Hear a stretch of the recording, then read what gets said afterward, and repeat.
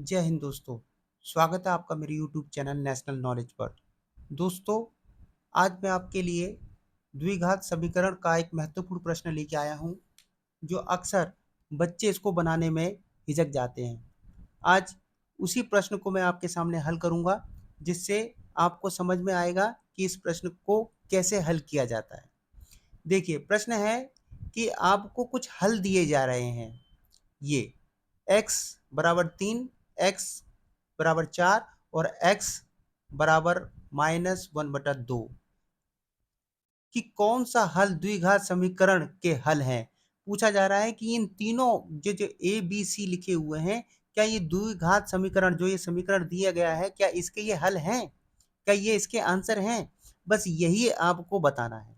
तो ये कैसे बताएंगे वो मैं आज आपको बहुत आसान तरीके से बता रहा हूँ। सबसे पहले ये वाला बताऊंगा, फिर उसके बाद ये वाला बताऊंगा, फिर उसके बाद ये वाला बताऊंगा, क्योंकि ये दोनों तो एक जैसे हैं। इसलिए ये पहले और पहले ये समझा दूंगा, फिर ये समझाऊंगा। तो आइए चलते हैं, देखते हैं। देखिए, सबसे पहले हमें क्या बताना है कि क्या ये तीनों इस समीकरण के आंसर हैं। तो यही आपको बताना है कि इसमें कौन सा आंसर है या कौन सा नहीं है। क्लास 10th में ये बहुत बहुत महत्वपूर्ण प्रश्न है। उसमें पूछा जाता है तो उसको निकाल के दिखाना पड़ता है। तो आइए हम इसको निकाल के दिखाते हैं। तो देखो, सबसे पहले आपको ये इक्वेशन लिख लेनी है।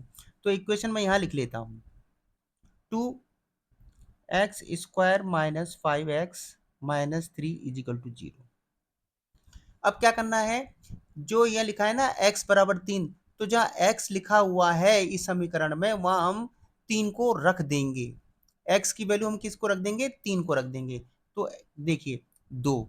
अब x की वैल्यू हम क्या रखेंगे, 3 रखेंगे। 3, इसकी पावर क्या है, 2। ठीक है, ये क्या है, माइनस, ये क्या है, 5। और x क्या है, x हमें ये रखना है 3, ये हमने 3 रख दिया। -3 = 0। यहाँ तक मुझे उम्मीद है कि आपको समझ में आ गया होगा। मैं थोड़ा इसे जूम कर लेता हूँ, जिससे आपको और अच्छी तरह समझ में आ जाए।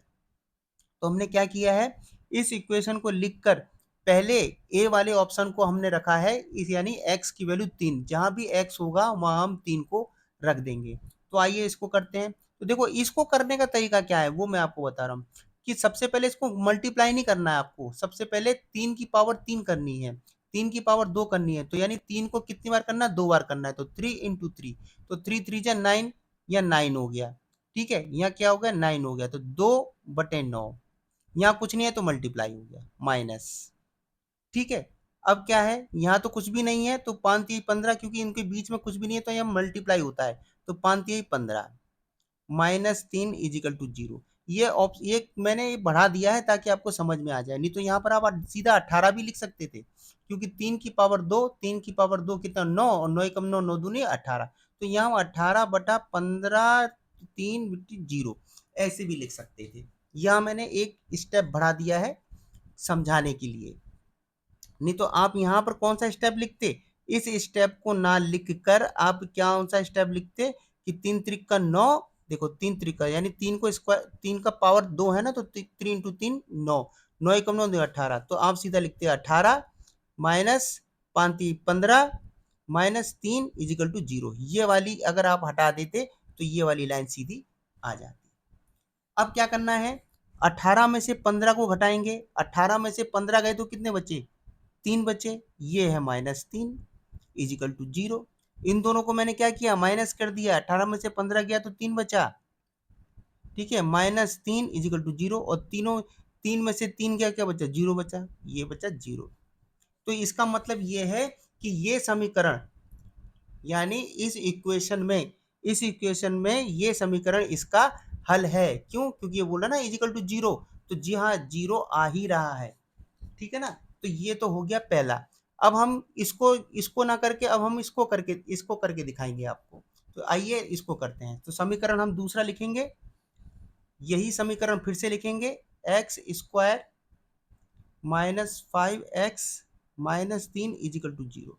अब हम इसकी जगह पे क्या रखेंगे, x की जगह पे क्या रखेंगे, -1/2 रखेंगे। तो आइए चलते हैं, मैं इसे और करता हूं बड़ा, और आपको दिखाने की कोशिश करता हूं। तो x की जगह हम क्या रखेंगे, x की जगह हम ये रख के चलेंगे, ये x -1/2 को रखेंगे। तो देखिए, जहां भी x होगा, देखो 2, यहाँ हम क्या रखेंगे, -1/2 स्क्वायर। -5 -1/2 -3 is equal to 0। ठीक है, हमने -1/2 कहाँ से लिखा है? वो यहाँ x की वैल्यू ये रही, ये हमने यहाँ लिखा है। अब ये पूछ रहा है क्या ये भी इसका हल है?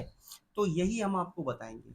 अब बच्चे सब यही घबरा जाते हैं कि यही अगर कैसे होगा, यहीं यहीं पर घबरा जाते हैं कि आखिरकार ये इक्वेशन अब कैसे हल होगी। तो वो भी मैं आपको खोल खोल के आज बताने की कोशिश करूंगा। तो देखिए, दो तो आप ऐसी की ऐसी रहने दीजिए, आपको क्या करना मैं यहाँ बताता हूँ। देखो मैंने एक यहाँ एक लाइन खींच ली है। अब आप देखो मैं बताता हूँ। तो सबसे पहले क्या करना है, -1 को 2 बार लिखेंगे। -1 इंटू -1, यहाँ इसकी पावर 2 है ना, तो 1 को हम कितनी बार लिखेंगे? 2 बार लिखेंगे। किस में है? माइनस में है। तो -1 इंटू 1। तो देखो माइनस से माइनस कट गया, क्या बचा? 1 बचा। क्या बचा? ये 1 बचा। ठीक है, अब ये आ गया 2। अब 2 की पावर कितनी है? 2 बार है। तो 2 इंटू 2 कितना हो गया? 4। तो कितना आ गया? 1/4। कितना आ गया? 1/4। तो यहाँ क्या है? 2, और यहाँ क्या आ गया? 1/4। इसको आप ब्रैकेट में लिख सकते हैं। ठीक है, यहाँ माइनस। अब इसको सॉल्व करेंगे तो इसकी तो कोई पावर है ही नहीं। तो देखो माइनस से माइनस कट गया, माइनस से माइनस कट गया, ऊपर क्या बचा? 5 और 1। तो यहाँ क्या इंटू ही तो होगा, तो 5 कम 5, और ये क्या बचा? 2। यहाँ तक समझ में आ गया? यह माइनस से माइनस कट गया, 5 कम 5, और ये 2। ठीक है, और ये -3 इजिकल टू 0। मुझे उम्मीद है कि यहाँ तक भी आपको समझ में आ गया होगा। मैंने इस पावर का ये यहाँ पर करके दिखाया है मैंने, और 2 का भी ये करके दिखाया है। ठीक है, अब देखिए, अब क्या करेंगे, यहाँ से यहाँ डिवाइड हो सकता है। ये किस में है? डिवाइड में है। ये बटे में है, इसलिए ये डिवाइड हो सकता है। देखो 2 एकम 2, 2 दूनी 4। तो क्या बचा? 1/2 माइनस। ठीक है, अब ये 5/2 -3 इजिकल टू 0। अब आप देख रहे होंगे, अब आप एक चीज देख रहे होंगे, ये डिनोमिनेटर, ये नीचे के डिनोमिनेटर, ये बटे में दोनों नीचे दो दो हैं, यानी हर हर समान है। तो हर समान होता है तो हम एक बार लिख लेते हैं। और यहाँ क्या करेंगे यहाँ क्या करेंगे, देखिए यह माइनस माइनस मैंने हटाया था, माइनस माइनस के तो प्लस होता है, तो यहाँ प्लस आएगा, यहाँ प्लस की वैल्यू आएगी, तो यहाँ भी हम प्लस करेंगे। ठीक है, यहाँ प्लस करेंगे। तो देखो 5 और 1 ये 6, 6 -3 इजिकल टू 0। अब क्या करेंगे, ये इससे भाग जा सकता है, तो 2 एकम 2, 2 तियां 6, यहाँ ऊपर क्या बचा? 3, और ये माइनस का 3 इजिकल टू 0। अब 3 में से 3 क्या बचा? 0 इजिकल टू 0। देखिए, यहाँ देखिए, 2 एकम 2, 2 तियां 6, ऊपर के चबा 3, और ये माइनस का 3 इजिकल टू 0। अब 3 में से 3 गया 0 इजिकल टू 0। तो ये क्या है? ये भी इस समीकरण का हल है। जी हाँ, ये भी इस समीकरण का क्या है? हल है। तो ये भी हल है, और ये भी हल है। ठीक है, मुझे उम्मीद है यहाँ तक आपको समझ में आया होगा। अब हम करेंगे x/4 का। अब क्या करेंगे? x/4, यानी इस इक्वेशन में x/4 लिखेंगे। देखिए तीसरी इक्वेशन मैंने लिख ली है। अब x की जगह क्या लगेंगे? x/4 करेंगे। कौन सी? जो ये तीसरी वाली इक्वेशन, ये हमारी दूसरी वाली रह गई है, हम इसको अप्लाई करने जा रहे हैं। तो देखिए 2, यह क्या आएगा? x की पावर 4 -5, x की पावर क्या यहाँ पर क्या रखेंगे? 4 -3 इजिकल टू 0। क्यों? क्योंकि x का मान क्या है? 4 है।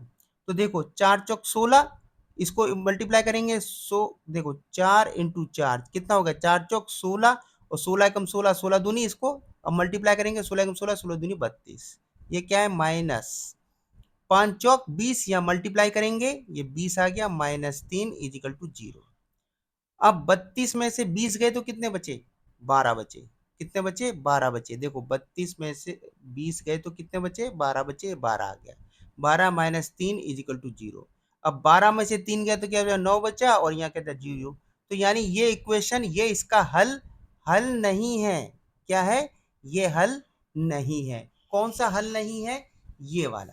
देखिए, इधर देखिए, ये वाला हल नहीं है, जबकि ये भी हल है, और ये भी हल है। तो आई होप कि आपको यहाँ तक समझ में आया होगा। इसी तरह की इक्वेशन 10th क्लास में पूरी करके दिखानी पड़ती है, जो मैंने आपको अभी बताया है। तो मुझे उम्मीद है कि आपको ये समझ में आया होगा, और इसी तरह मेरे यूट्यूब चैनल नेशनल नॉलेज के साथ बने रहिए, क्योंकि मैं आपको अच्छे अच्छे क्वेश्चन सिखाता रहूँगा बेसिक से। जहाँ आपको कुछ नहीं आएगा, जो बच्चे अटक जाते हैं, कमज़ोर हैं, वहाँ मैं आपको बताने की पूरी पूरी कोशिश करूंगा। नेशनल नॉलेज चैनल को देखते रहिए। बहुत बहुत धन्यवाद।